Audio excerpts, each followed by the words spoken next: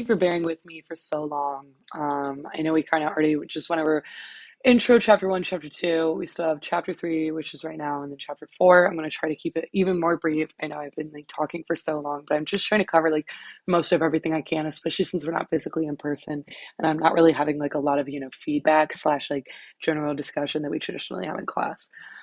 So Robinson kind of starts off with this economics, labor, and security, which is in kind of the beginning, and this is definitely her focus on like labor and quote unquote women's work.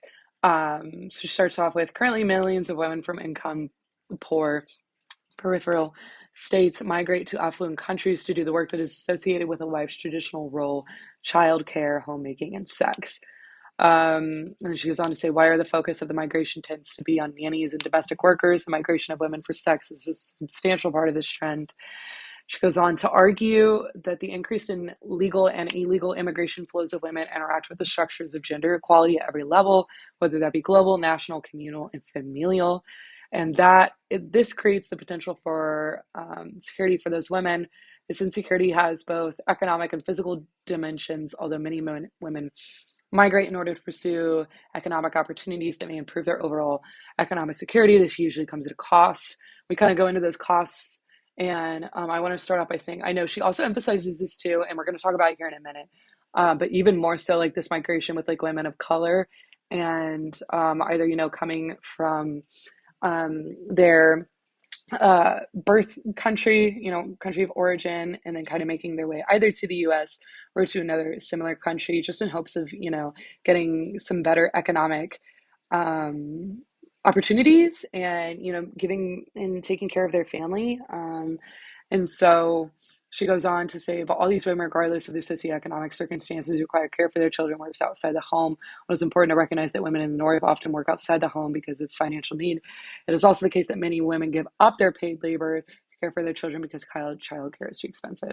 She also makes note in the same paragraph that like a lot of time, especially white women, like can traditionally afford child care, and white families can. However, families of color and women of color often struggle more often than not because of the system that we've created to both find good child care options that are financially available to them, and sometimes ultimately that cost of like finding an economically feasible job and opportunity is like then that economic opportunity that somewhat seems positive is then somewhat negative because of these costs that like and the system that we've put in place to where obviously the kids need to be taken care of, but then we expect always the mother to have to take on that responsibility, even more so if the father has migrated possibly elsewhere or has been given a better opportunity slash is getting paid more, because traditionally obviously that happens,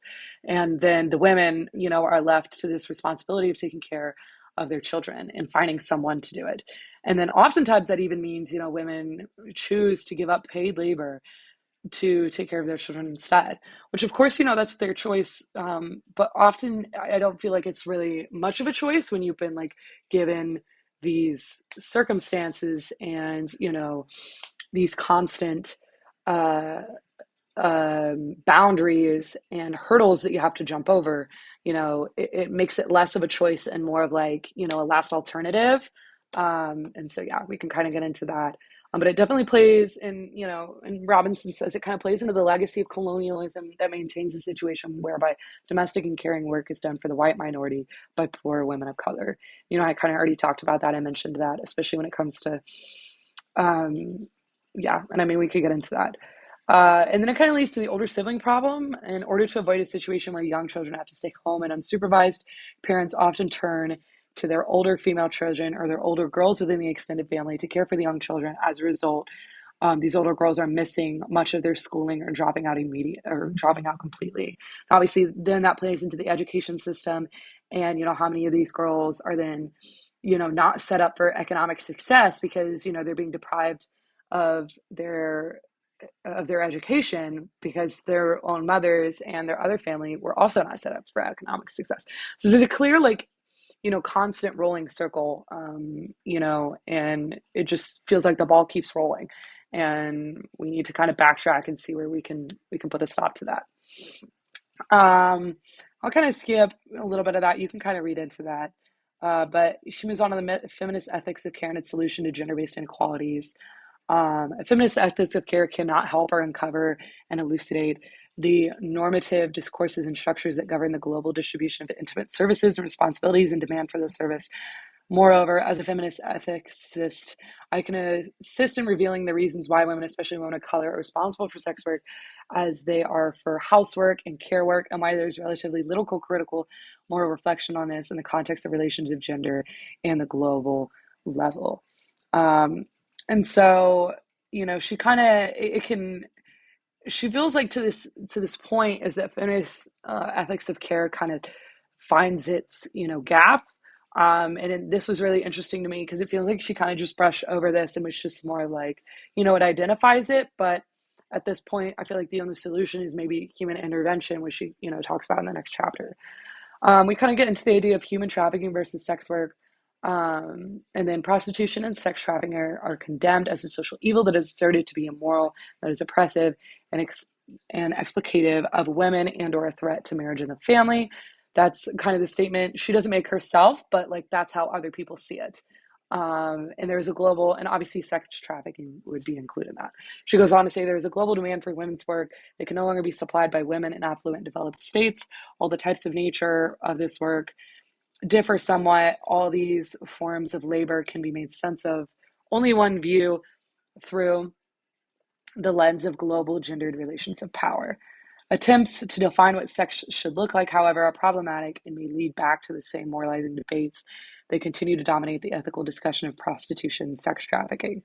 And I think that this is like really important too. I think it was really important to note that she made the differentiation, obviously, of human trafficking versus sex work, and prostitution. Whatever you see, whatever example you want to use for sex work in this case. Um, but I think it's really interesting that she made that differentiation, but then kind of in her answer said, you know, and obviously there are more implications to both of them, but in other cases, it seems like she paired them together. And I think this differentiation is really important. And I think she needed to keep that separation there because there is a big difference.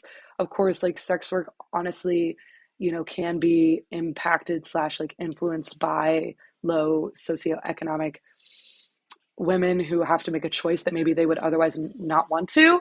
But I think it's also important to say that potentially, if that is a choice that they made, like that's a lot different than human sex trafficking. Like a lot different. So it seemed like she made a differentiation, but didn't keep that differentiation like throughout this like portion of reading. Perhaps I like overlooked that, or I just didn't put those like main points here in the PowerPoint. But I just thought that was interesting. And I go on, this is kind of the first question of chapter 3. But did you agree with her distinctions regarding these topics? How could they have been better? Would you wrote them out differently? Like I said, I kind of already give like a small criticism. I kind of just think that I think she would have even benefited had she like separated these into like two completely different categories because yes, they both have like, a uh a moral implication behind both of them, but they are two very distinct, different stories. Because one, you know, is more of a choice, maybe more of a last resort kind of choice, but the other is like a forced, circumstance. So, and possibly, I mean, arguably, prostitution, sex work, etc., is also in some cases, also a forced choice. Um, but I think it's important to also note that some of these women like genuinely, do sex work or prostitutes, and that is a choice of their own. And I just feel like she should have kept that distinction separate. And maybe she did to an extent. Maybe I just think that she could have done it better. And then furthermore, a critical care ethics approach can help us understand why women are economically and physically exploited and subject to violence. My second question kind of comes from that. Can you name another ethical approach or theory that explains kind of the same subjection? Is it better or worse than care ethics? This is more of, me just trying to get y'all to think outside of the box. But yeah, so hope you enjoyed this chapter. We still have one more.